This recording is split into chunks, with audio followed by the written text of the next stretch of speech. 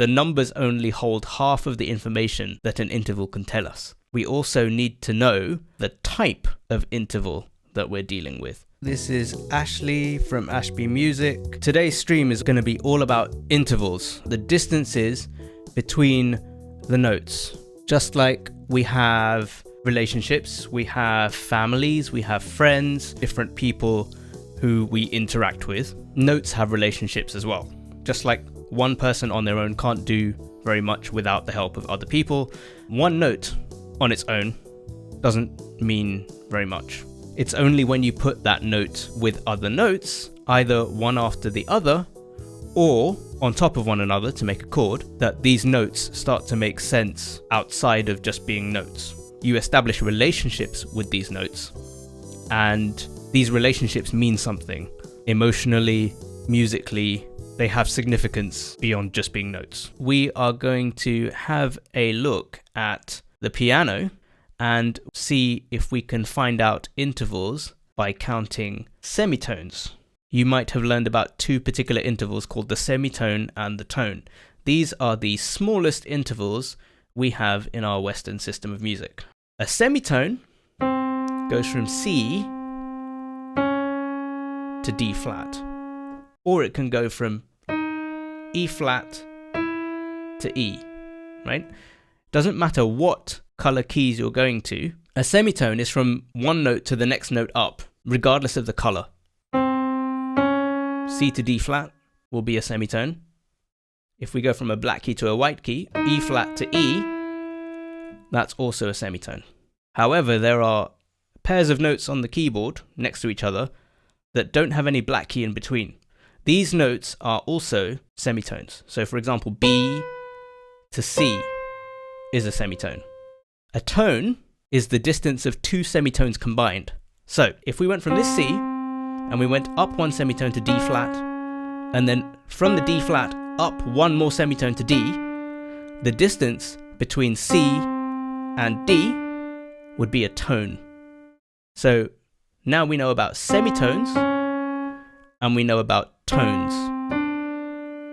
Now what we're going to be doing is counting the semitones, and we're going to be going all the way from the C to the next C up. Okay, and we're going to count every semitone along the way, but we're going to add some more detail. So here's how this goes. That's one semitone. That will be a minor second. Two semitones is a major second. And you're going to see this pattern among most of the numbers, not all of them. If an interval has a minor type, you will also see it have a major type as well.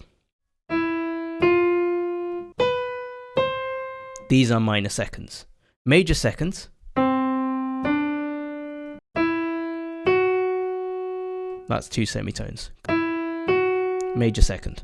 Anytime there's a note in between one note and another note, that interval will be a major second. Three semitones is a minor third. If we went from C to E flat, for example, there are three semitones in between the C and the E flat. That's one, that's two, that's three. Okay, so the distance between C and E flat is a minor third. Four semitones, you probably guessed it by now, major third. From C to E, because there are four semitones there, 1, 2, 3, 4, that's a major third. 5 semitones is what we call a perfect fourth. This is where counting the intervals by semitones gets a little bit confusing. The number of semitones may not necessarily match up with the number of the interval. There are some cases where that is true. So for example, 2 semitones is a major second, the numbers match up, and 3 semitones being a minor third, the numbers match up there. But after that, it all kind of falls apart. So you can't think that the number of semitones equals the number of the interval. So 5 semitones is a perfect fourth. We have C, and then if we go 1, 2, 3, 4, 5, that's a perfect fourth. The interval of 6 semitones can have more than one name. In fact, all of these intervals can have more than one name, but this one is the most common one that usually gets described by more than one name. It can either be known as an augmented fourth or diminished fifth. This one can be hard to pitch, it can be hard to remember. It's a bit of an interesting interval. Has a lot of uses, but if you hear it, just those two notes on their own, it might take you a little bit of practice to be able to sing that interval back. 7 semitones is what we call a perfect fifth. 1, 2, 3, 4, 5, 6, 7. This distance is a perfect fifth. 8 semitones is also known by multiple names, but we will keep it simple for today and call it a minor sixth.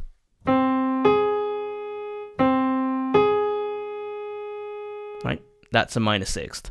9 semitones, major sixth.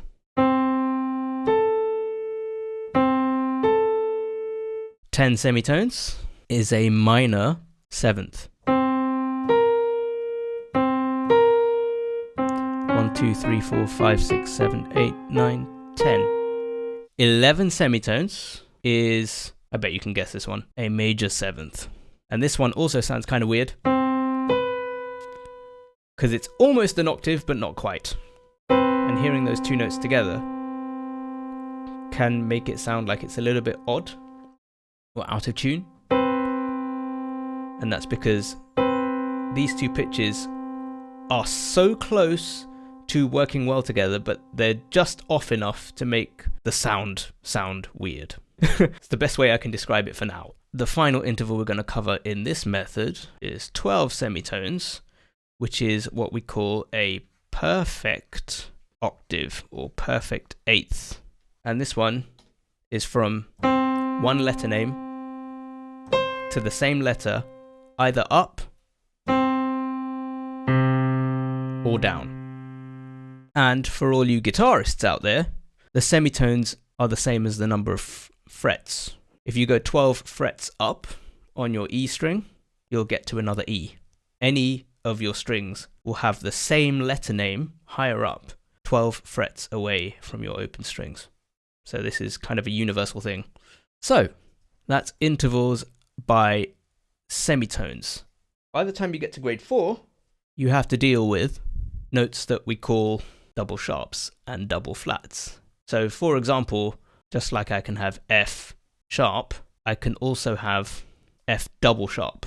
Here's F natural. F sharp would be there. F double sharp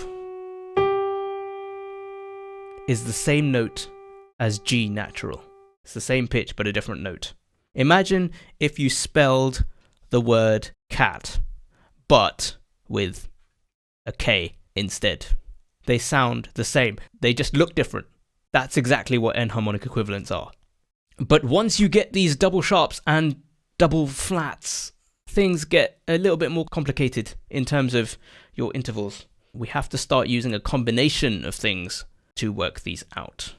Let's see if we can talk about the relationships between different types of intervals. And for this, we're going to choose the same type of interval.